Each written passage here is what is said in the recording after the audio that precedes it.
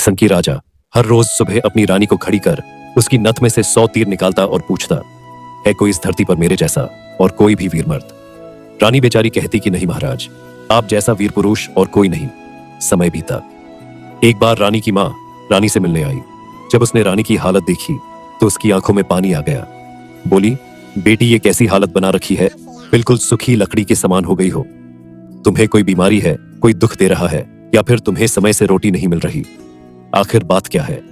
अब रानी कैसे अपनी मां को अपना दुख बताती कि राजा हर रोज सुबह उसे खड़ी कर उसकी नथ में से 100 तीर निकालता है। हर तीर में उसका कलेजा बाहर आने को हो जाता है। अगर वो जरा सी भी हिली या राजा जरा सा भी झुका तो प्राण गए। पर जब मां ने बार बार दबाव देकर रानी से पूछा, तब रानी बोली, क्या बता करते हुए कहा, मां, तुम्हारे जमाई राजा मेरी नाक की नथ में से 100 तीर निकालते हैं, जिससे मेरा हृदय थर थर कांपता है। मेरी तरफ आता हुआ हर तीर मुझे अपनी जिंदगी का आखिरी तीर प्रतीत होता है।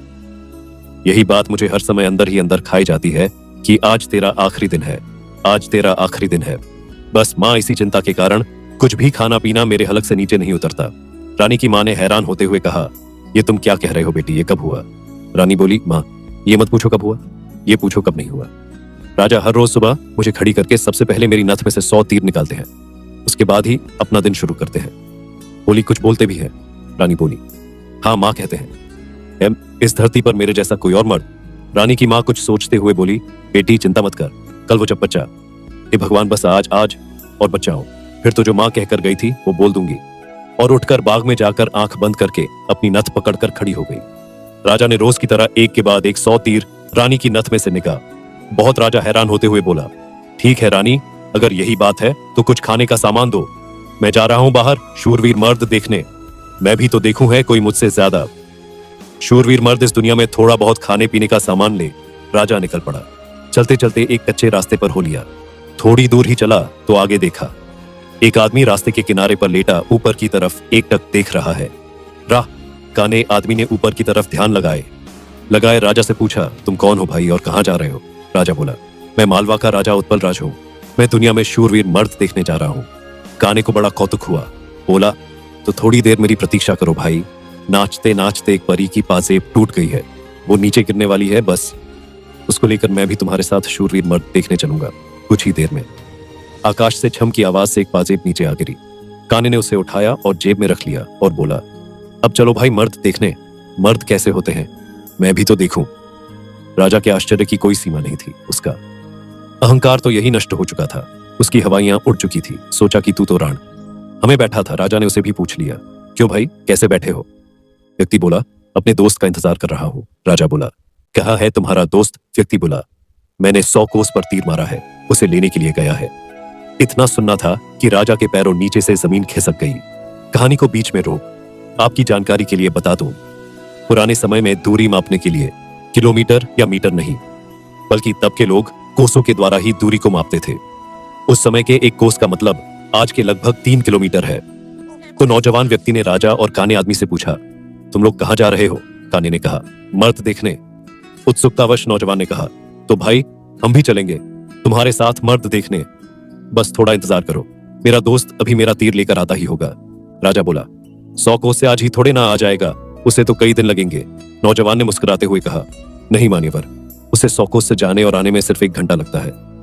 थोड़ी ही देर में एक लंगड़ा व्यक्ति नौजवान के द्वारा छोड़ा हुआ तीर हाथ में लेकर आता है। अब राजा को काटो तो खून नहीं। रानी की नथ में से तीर निकाल खुद को मर्द सूरमा समझने वाले राजा को अब एक से एक बड़े सूरमा टकरा रहे थे। वो जिस बिल में हाथ डाल रहा था वहीं से सांप फुफकारते हुए निकल रहे थे। एक काना आदमी जो एक आंख ना होते हुए भी इंद्र के अखाड़े में परियों का नाच देख रहा है। एक युवा पराक्रमी नौजवान 100 कोश तक तीर मार रहा है। एक अपाहिज लंगड़ा आदमी 100 कोश की दूरी सिर्फ 1 घंटे में नाप देता है। बोझल कदमों के साथ राजा अब उन तीनों के साथ आगे चल पड़ता है। चलते चलते वे एक नगर में पहुंचे जहां एक राजा की लड़की का स्वयंवर चल रहा था। स्वयंवर की शर्त थी कि जो व्यक्ति 50 कोश से 2 घंटे में हंसता पान बोल सुपारी ला देगा, उसी के साथ रानी का विवाह कर दिया जाएगा। चारों में से लंगड़ा ही इस काबिल था जो कोशों की दूरी मिनटों के हिसाब से तय कर सकता था। अंततः चारों की सलाह पर लंगड़ा व्यक्ति स्वयंवर की शर्त पूरी करने के लिए तैयार हो गया और शर्त अनुसार हंसता पान बोल सुपारी लाने के लिए चल पड़ा। रानी के स्वयंवर की शर्त अनुसार लंगड़ा व्यक्ति तेजी के साथ उस दिशा में बढ़ने लगा। जहां हंसता पान बोल सुपारी का पेड़ था। अपनी दिव्य गति से थोड़े ही समय में वो उस पेड़ के पास जा पहुंचा। उसने सुपारी तोड़ी और अपनी जेब में डाल ली। सोचा अभी तो बहुत समय है, क्यों ना थोड़ी देर सुस्ता लिया जाए। ये सोचकर वो उस पेड़ के नीचे सुस्ताने के लिए लेट गया। ठंडी हवा के झोंकों से जल्दी ही उसकी आंख लग गई। उधर तीनों की समय बीतने के साथ साथ चिंता बढ़ रही थी। 2 घंटे पूरे होने को आए थे, बस थोड़ा समय ही बचा था। नौजवान तीरंदाज ने कहा, इतना समय तो उसे कभी नहीं लगता, जरूर कुछ बात है। काने आदमी ने कहा, रुको मैं देखता हूं। जब काने ने देखा तो वो पेड़ के नीचे सो रहा था और पेड़ से एक खूंखार जहरीला सांप उसे काटने के लिए उसकी तरफ बढ़ रहा था। जब ये बात उसने साथियों को बताई कि वो तो सो रहा है और एक जहरीला सांप उसकी तरफ बढ़ रहा है, तब तीरंदाज नौजवान ने काने से कहा, तुम मेरे तीर का निशाना सांप के फन पर लगाओ। काने ने कहा, हाँ ये ठीक है, निशाना लगाकर मैं हुंकारा भरूं, तब तुम तीर छोड़ देना। काने ने तीर को सांप के फन की दिशा में लगाकर जैसे ही हूं कहा, तीरंदाज ने तीर छोड़ दिया।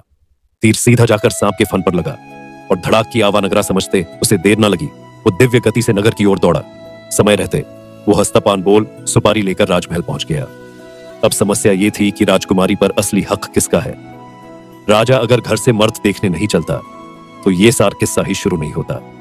काना अगर अपनी दिव्य दृष्टि से देखकर लंगड़े व्यक्ति को सांप से नहीं बचाता तो राजकुमारी के स्वयंवर की शर्त कैसे पूरी होती। नौजवान तीरंदाज के पास 100 कोस तीर चलाने की क्षमता न होती तो भी उसके मित्र को सांप डस लेता और शर्त पूरी नहीं होती। लंगड़े व्यक्ति के पास दिव्य गति न होती तो भी राजकुमारी स्वयंवर की शर्त पूरी न होती। राजकुमारी का पति कौन होगा?